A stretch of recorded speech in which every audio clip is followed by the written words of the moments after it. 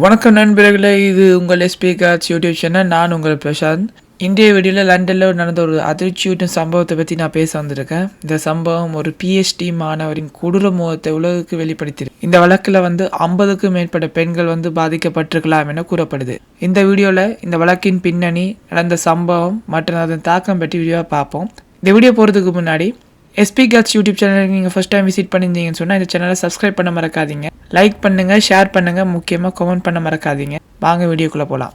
லண்டனில் 28 வயதில் ஒரு மாணவன், அதாவது பிஹெச்டி படிக்கும் ஒரு மாணவன், அவர் பேர் ஜென்சோ ஜூன்னு சொல்லுவாங்க.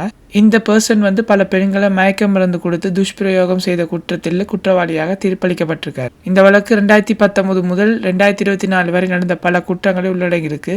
இவர் சீனாவை சேர்ந்தவர் மற்றும் யூனிவர்சிட்டி காலேஜ் லண்டனில் UCL படித்து வராரு.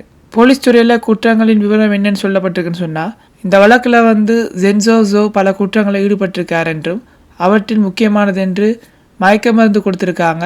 அவர் பல பெண்களை மயக்க மருந்து கொடுத்து அவங்கள மயக்க நிலையில் துஷ்பிரயோகம் செஞ்சுருக்கார். இவர் ஆபாச படங்கள் அவரது வீட்டில் பல இருந்ததுன்னு சொல்லப்படுது.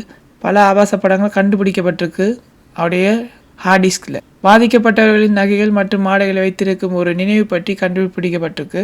அவங்க மறைக்கப்பட்ட கேமராக்களை பயன்படுத்தி பல பெண்களை துன்புறுத்தும் வீடியோக்களை பதிவு செஞ்சிருக்காரு. அதே நேரத்தில் அந்த வீடியோக்களும் போலீசாரிடம் கைப்பற்றப்பட்டிருக்கு. இந்த வழக்கில் அடையாளம் காணப்பட்ட 2 பெண்கள் மற்றும் அடையாளம் காணப்படாத 8 பெண்களும் இருக்காங்க.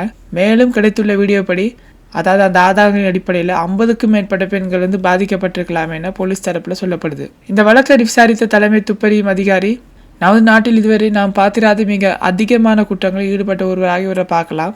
நீதிபதி ரொசினா கான்டெஸ் என்ன சொல்றாங்கன்னா, ஜென்சோ ஜோவை ஒரு ஆபத்தான மற்றும் வேட்டையாடும் குற்றவாளி என்று குறிப்பிட்டு அவருக்கு மிக நீண்ட சிறை தண்டனை விதிக்கப்படும் என எச்சரித்திருக்காங்க. இதில் சமூகத்தின் எதிர்வினை என்னன்னு கேட்டிங்கன்னா, இந்த வழக்கு லண்டன் மட்டுமல்ல உலகம் முழுவதும் ஒரு பெரும் அதிர்ச்சி ஏற்படுத்தியிருக்கு. பெண்களின் பாதுகாப்பு மற்றும் நீதி குறித்து பல கேள்விகளை எழுப்பியிருக்கு. இந்த வழக்கு மனிதர்களின் கொடூரத்தன்மையை மீண்டும் நமக்கு நினைவுபடுத்துதுன்னு தான் சொல்லலாம். ஃப்ரெண்ட்ஸ், இந்த வீடியோவில் லண்டனில் நடந்த ஒரு அதிர்ச்சியூட்டும் சம்பவத்தை பற்றி பார்த்தோம்.